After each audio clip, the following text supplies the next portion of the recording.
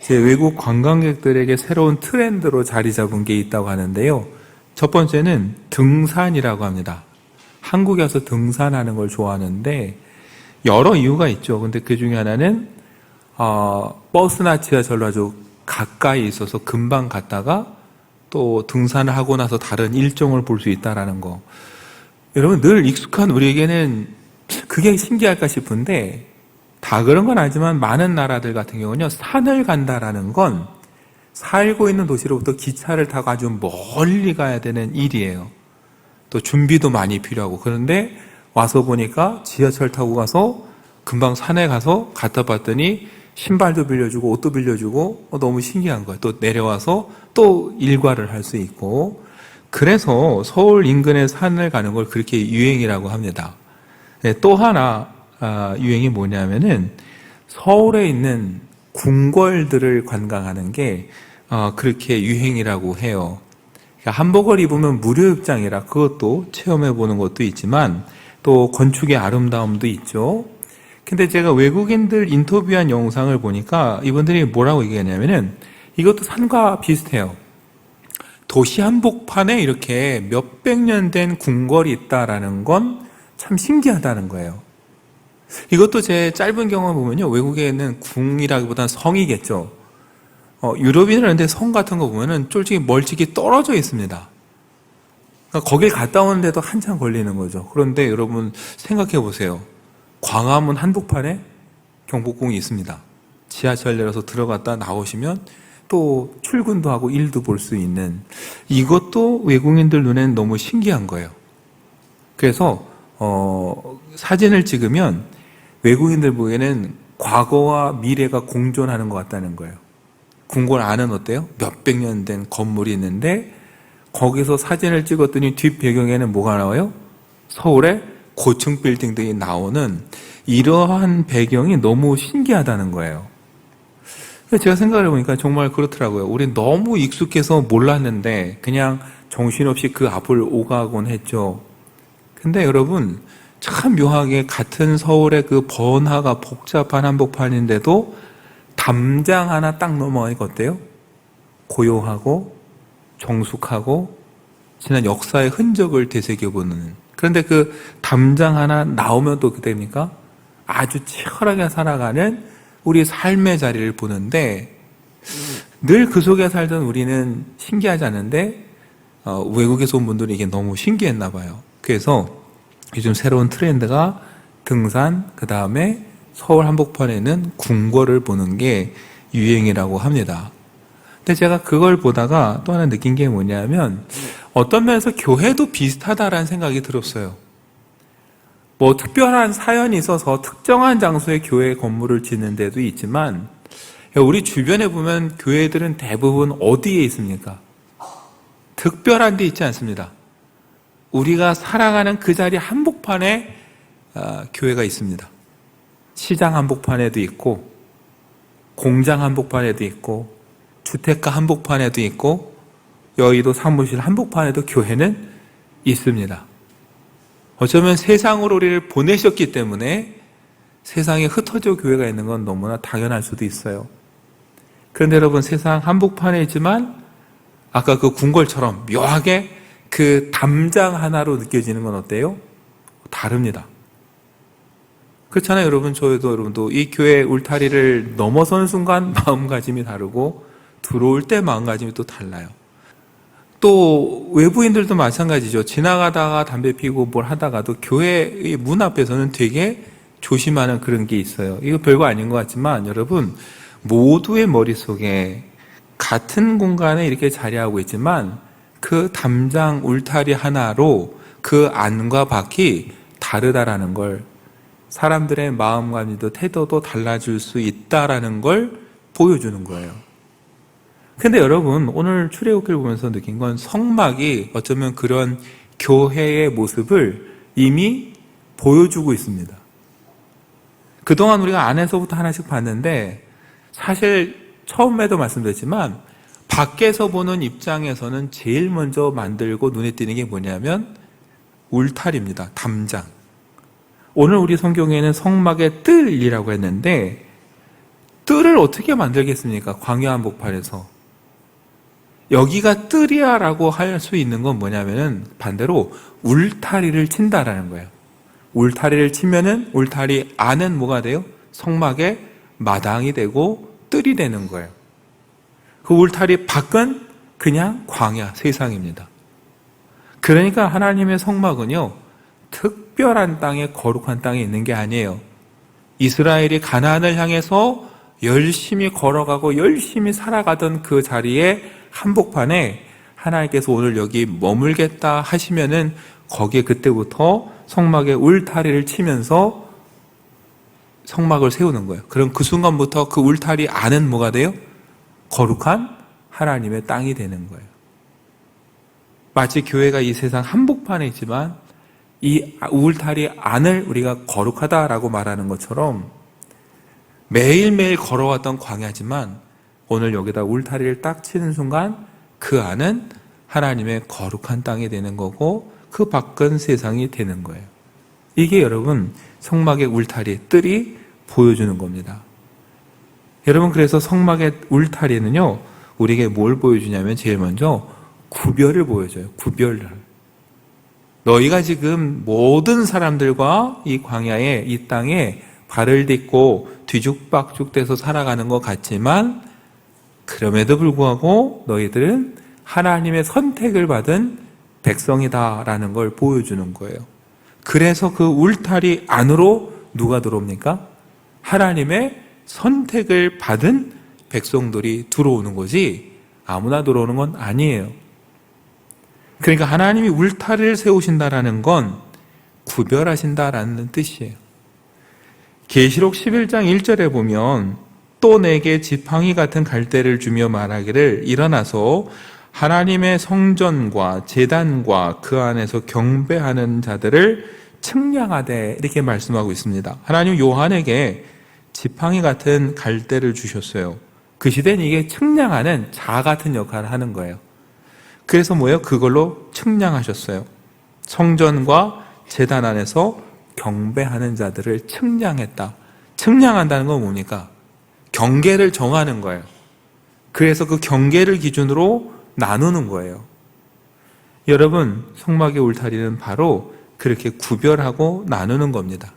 하나님을 예배하는 자들과 저 세상에서 살아가는 사람들을 구별하는 그 출발점이 이 성막의 울타리예요. 그렇다면은 그 성막의 울타리 안으로 들어오는 사람들은 어때요? 아까 말씀드린 대로 하나님이 구별한 사람들이란 뜻이고요. 하나님이 구별했다라는 말은 하나님의 소유가 됐다는 뜻이에요. 여러분, 하나님께서 괜히 이유 없이 많은 사람들의 섞여 있는 중에 이스라엘을 불러내신 건 아니에요. 많은 것들 중에 특별한 무엇인가를 구별해낸다라는 말은 그 구별해낸 게 이제부터 뭐예요? 내 것이다 라는 선언이에요. 하나님 것이다 라는 선언이에요. 그러니까 그 울타리 안으로 들어온다라는 건 하나님이 구별하셨다는 뜻이요. 그 다음 두 번째, 하나님의 소유가 되었다는 뜻입니다. 여러분, 이게 정말 중요한 은혜예요. 하나님이 구별하셨고 하나님이 소유하셨다라는 건 하나님이 그만큼 소중히 여기시고 하나님께서 어떻게 해요? 이끌어 가신다라는 거예요. 그래서 이사야 선지자는 이렇게 말했어요. 이사야서 43장 1절에서 야곱아 너를 창조하신 여호와께서 지금 말씀하시느니라. 이스라엘아 너를 지으신 이가 말씀하시느니라. 그리고 뭐라고 말씀하세요? 너는 두려워하지 말라. 내가 너를 구속하였고 내가 너를 지명하여 불렀나니 너는 내 것이라. 여러분, 이스라엘 보러 두려워하지 말라 그랬어요. 뭘 두려워하지 말까요? 이스라엘은 지금 포로로 끌려왔습니다. 포로로 끌려와서 하나님이 계시긴 한 건가 의심이 들었어요. 하나님이 계시다면 혹시 우리를 버리신 건 아닌가?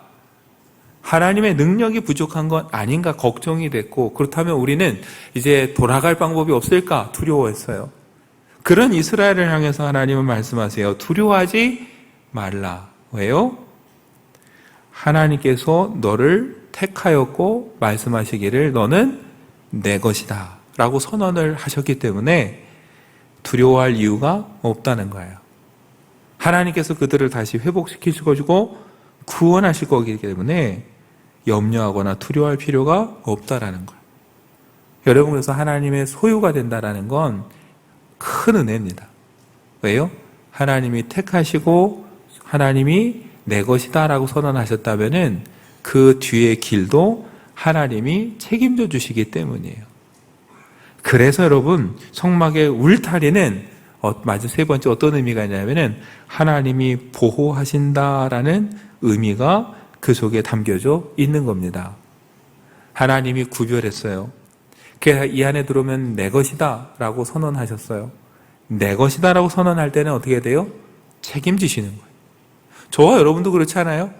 누구를 향해서 내 사람이야 라고 할 때는 내가 책임지게 한다는 뜻이에요. 도와주지 않고 책임질 생각 없는데 내 사람이라고 내 것이라고 말하지는 않습니다. 하나님의 울타리 안으로 들어온다는 건 하나님께서 책임져 주시고 보호해 주신다라는 것을 이스라엘 백성에게 보여주시는 거예요. 여기까지 온 것도 하나님 은혜예요. 그러나 앞으로 걸어갈 길도 두려워할 필요가 없어요. 왜요?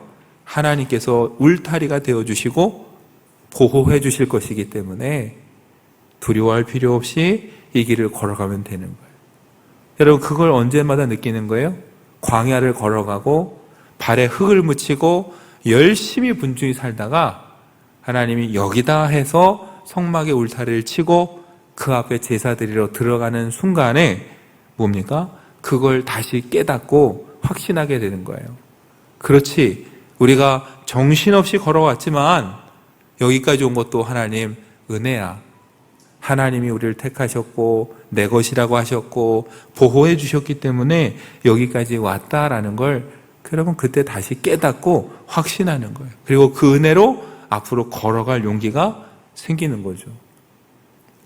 여러분, 오늘 그 본문에 보면 그 성막들의 규격이 나옵니다. 크기가 나오는데요. 남쪽과 북쪽이 얼마입니까? 100규빗이에요. 말씀드렸죠? 45cm로 하면은 45m고 50cm로 하면 한 50m 됩니다. 동쪽과 서쪽은 그렇게 따지면 한 25m에서 30m 사이 돼요. 여러분, 이거를 대충 보니까 한 작게 잡으면 300평 조금 넘고요. 많이 잡으면 350평 됩니다. 300평 그러니까 커 보이기도 한데 또 한편 생각해 보면은 애굽을 나온 이스라엘의 숫자가 도대체 몇만 명입니까? 그 사람들이 그 안에 복작복작한다면은 사실은 어쩌면 좁아 보일 수도 있는 공간이고, 다 떠나서 사람이 뭔가 이렇게 휘장을 친다라는 건 뭔가 얽매이고 답답해 보일 수도 있어요. 특히 여러분, 이 휘장, 울타리로 삼는 이 휘장을 세우기 위해서는 여러분 기둥을 세웠는데 기둥이 높이가 2m가 넘었습니다. 우리가 읽지 않았지만 18절에 보면은 그 둘러치는 휘장이 높이가 5규빗이에요. 그러니까 2m가 훌쩍 넘습니다. 크면 2m 50이에요. 그 휘장을 세우려면 기둥도 그 정도 높이는 돼야 되는 거예요. 그러니까 사실 사람이 이렇게 그 옆을 지나가면 그 안을 볼 수가 없어요. 그러니 그 안에 잠깐 들어가 있을 때는 뭔가 사람이 좀 답답해 보일 수도 있습니다. 그래서 자꾸 나가고 싶은 마음이 들 수도 있어요. 그러나 우리는 기억해야 됩니다. 때로 답답해 보이고 밖이 더 좋아 보일지라도 가장 안전한 곳은 어디예요? 그 울타리 아니라는 걸 기억을 해야 돼요. 여러분, 우리가 그렇잖아요. 집에 있으면 사람 심리가 나가고 싶습니다. 네. 지금 올해 추석 연휴가 아주 길잖아요. 그러니까 벌써부터 저한테 전화하신 분들이 꽤 계세요. 목사님 죄송해요. 그럼 이제는 알아요. 아, 또 어디 가시는구나. 맞아요. 지금 벌써 20일, 3주 나가신 가정들이 꽤 됩니다. 집에 있으면 뭔가 나가고 싶어요. 근데 막상 나가면 또 마음이 어디로 옵니까? 예, 집으로 향해요. 자꾸 그래서 나가면 또 이게 불만이 나오기 시작해요. 전에도 한번 말씀드렸는데 오죽하면 여행 유튜버가 엄마와 함께 여행을 가면서 공항에서 엄마한테 다짐을 받았어요. 같이 여행 가면은 하지 말아야 될 말 10가지 다짐을 받았는데 그 몇 가지 소개시켜드리면은 해외여행 가서 부모님이 하지 말아야 될 말 첫 번째, 아직 멀었냐. 예. 예. 또 하나가 겨우 2급으로 왔냐. 예. 부모님들이 제일 많이 하는 얘기죠. 이 돈이면 집에서 해먹는 게 낫겠다. 예. 예. 몇 명은 먹겠다. 예. 그리고 꼭 하시는 얘기가 잘 드시고 나서 야, 물이 제일 맛있었다. 예. 예. 그래서 그 딸이 그랬대요. 제발 여행 가면 이거 하지 말라고 다짐을 받고 갔지만 여전히 뭐예요? 똑같은 이야기를 하고 있죠. 그러고서 결론은 집에 딱 돌아오면 우리는 뭐라고 합니까? 그렇지, 집이 제일 좋다. 네, 또 시간이 지나면 우리는 어때요? 집에 있으면서 어딜 나갈까 또 고민을 해요. 나가면 또 어때요? 집이 제일 좋았다. 이게 무한히 반복되는데 신앙생활도 그런 것 같습니다. 하나님 뜰 안에 있으면 세상이 좋아 보이고 세상에 나가 좀 시련을 당하다 보면 하나님의 뜰 안이 좋고 이 마음이 끊임없이 변하는 것 같아요. 여러분, 탕자도 세상이 좋아 보여서 나갔어요. 아버지 밑에 답답해서 나갔어요. 나가봤더니 어때요? 아버지 집이 그리웠어요. 아들이라 불릴 자격도 없지만 야, 그래도 아버지 집 종으로 사는 게 낫겠다 해서 돌아오는 그 모습이 어쩌면 우리의 모습입니다. 하나님 울타리 안에 있을 때는 좋은지 모르다가 나가서 보면 그 울타리 안이 좋았다는 걸 깨닫게 되는 거죠. 여러분, 성막의 울타리와 성막의 뜰은 우리에게 그걸 보여줘요. 하나님이 너희를 택하셨고 하나님의 소유라고 하시고 그래서 하나님이 책임져 주신다고. 이 안에 있을 때 하나님의 은혜 안에 있을 때가 안전하고 좋은 거라는 걸 뭐예요? 이스라엘 백성들에게 이게 각인시켜 주시는 거예요. 그리고 이스라엘 백성은 한동안 그걸 잘 누리고 살았습니다. 근데 시간이 지나면서 문제가 생겼어요. 뭐냐면은 처음엔 감사하더니 나중엔 당연하게 여기고 그 다음 뭐예요? 우리만 이걸 누리겠다 생각을 했어요. 하나님이 세우신 이 울타리를 더 높게 장벽처럼 만들어서 우리만 거룩한 백성이다 그랬어요. 근데 여러분, 하나님 뜻은 그게 아니에요. 이집트에 나올 때도 어때요? 허다한 잡족들이 같이 나왔다고 그랬어요. 시내산에서 누구든 하나님의 말씀을 믿고 따르기로 다짐하면 하나님의 백성이 되게 하셨어요. 그렇다면 여러분, 이 성막에도 어떨까요? 하나님은 들어올 수 있도록 문을 만들어 두셨어요. 여러분, 성경에 보면은 동쪽을 향하여 문을 두셨어요. 문이라고 정확히 한마디로 표현 안 하지만 13절부터 보면은 동쪽을 향하여 이렇게 만들어라면서 14절에 보면 문 이쪽을 위하여 그랬어요. 그러니까 한마디로 동쪽에 문을 내는데 가운데 문을 내고 양쪽으로 이제 기둥을 세우고 휘장을 덮는 거예요. 그리고 문으로 삼는 곳에도 아름답게 수놓은 휘장을 문으로 삼아서 가리도록 하셨습니다. 여러분, 하나님은 울타리를 쳐서 세상과 안을 구별하긴 하셨지만 세상과 단절하라고 하신 건 아니에요. 오히려 많은 사람들이 이 문을 통해 하나님의 백성이 되고 하나님께 나오기를 원하시는 거예요. 그래서 문을 특별히 동쪽에 두셨습니다. 왜 동쪽일까? 우리가 정확히 알 수는 없지만 성경에서 동쪽이 갖는 건 의미는 뭘까를 찾아보면 첫째는 하나님의 영광이 임하는 곳이 주로 동쪽입니다. 에스겔서도 그래서 하나님의 빛의 영광이 동쪽으로부터 왔다고 그랬어요. 옛날에 왕이 출입하는 것도 동쪽이었습니다. 그러니까 여러분, 한마디로 하나님의 영광의 빛이 임하는 쪽에다가 어떻게 해요? 문을 내는 거예요.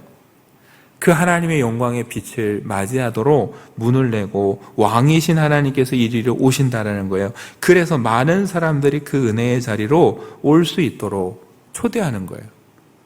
여러분, 그 문으로 들어가야 비로소 뭘 봐요? 하나님의 은혜를 경험하게 되는 거예요.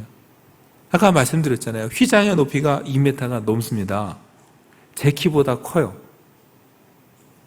저도 잘 안 보이는데 그럼 여러분 보이시겠습니까?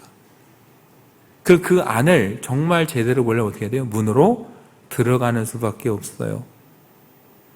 근데 사람들은 지나가면서 슬쩍슬쩍 본 걸로 다 안다고. 아유, 휘장 이거 보니까 별거 없는데 저 안에도 별거 없을 거라고 단정 지을 수 있어요. 그런 건 어리석은 일이에요. 진짜 하나님의 은혜는 그 안으로 들어갈 때 경험하고 누리게 되는 겁니다. 하나님은 그 문으로 사람들이 들어오기를 원하는 거예요. 그 문도 여러분 작지 않습니다. 주님은 좁은 문이라고 하시는데 여기 여러분 출애굽기를 보면은 그 문이 폭이 거의 9m입니다. 좁은 문이 아니에요. 사실 모두에게 열린 넓은 문입니다. 그러나 모두에게 열려있지만 누구나 들어오는 게 아니라 좁은 문이에요. 왜요? 대부분 믿지 않기 때문에, 믿지 못하기 때문에 들어오지 않고 머뭇거리다 끝나는 거죠. 여러분, 그러나 주님은 문을 까다롭게 만드신 게 아니에요. 누구나 들어올 수 있도록 만드셨지만 우리에게 믿음이 없어 그 문이 좁게 될 뿐입니다. 오늘 이 성막의 뜰과 울타리를 우리에게 적용해 본다면 처음 말씀드렸듯이 교회를 생각해 보면 됩니다. 이 치열하게 살아가는 세상 속 한복판에 세워진 우리 교회. 여러분, 지나가면서 사람들은 담장을 보면서 슬깃 보면서 교회 별거 없다고 온갖 안 좋은 얘기 다 하고 지나갈 수 있어요. 그러나 우리가 잊지 말아야 될 건 교회에는 예수님이 주인이 되시고 머리가 되시기 때문에 교회 안에는 뭐가 있어요? 생명이 있고 진리가 있습니다. 비록 그 마당 뜰을 오가는 저와 여러분은 발에 흙이 묻고 때로 지저분하고 문제가 있을 수 있지만 진짜 가치는 어디 있어요? 그 성소 안에 계신 하나님이고 하나님이 주시는 양식이고 말씀이에요. 교회도 마찬가지입니다. 지나가는 사람은 어떻게 볼지 몰라도 이 교회 안에는 주님이 함께하는 한 생명이 있다라는 확신을 저와 여러분이 가졌으면 좋겠습니다. 그리고 우리가 비록 세상에 살지만 이 울타리 안에 들어올 때만큼은 내가 하나님이 선택한 백성이요 하나님의 소유가 되고 하나님이 우리를 이끌어 가신다는 확신을 가지고 하루하루 살면 좋겠습니다. 여러분, 그게 하나님이 우리를 세우신 뜻이에요. 이 땅에 이 삶의 한복판에 교회를 세워주신 이유고 광야 한복판에 성막을 세워주신 이유예요. 우린 산에 들어가서 사는 사람들이 아니에요. 오늘도 치열하게 세상에서 살아가지만 동시에 하나님의 거룩한 백성이라는 것을 기억하며 살라고 여러분이 이렇게 우리를 세워주셨습니다. 이제 우리가 교회 안으로 들어와야 돼요. 건물 안으로 들어오는 것뿐만 아니라 주님께 더 가까이 나아가야 됩니다. 그래야 하나님이 예비하신 은혜를 우리가 발견하고 누리게 되는 거예요. 여러분, 예수님은 말씀하셨어요. 요한복음 10장 7절과 9절에서 그러므로 예수께서 다시 이르시되 내가 진실로 진실로 너에게 말하노니 나는 양의 문이라. 나보다 먼저 온 자는 다 절도요 강도니 양들이 듣지 아니하였느니라. 내가 문이니 누구든지 나로 말미암아 들어가면 구원을 얻고 또 들어가면 나오면 꼴을 얻으리라. 예수님은 친히 양의 문이라 선언하셨습니다. 그 문으로 드나들면 아버지께로 나가게 되고 꼴을 얻게 되고 구원을 얻는다고 말씀하셨어요. 저와 여러분이 예수 그리스도를 통해 하나님께 나가고 하나님을 만나고 생명의 영식을 얻어서 그 힘으로 또 세상에 나가 승리하고 하나님의 나라까지 걸어갈 수 있는 저와 여러분 되시기를 간절히 축원합니다.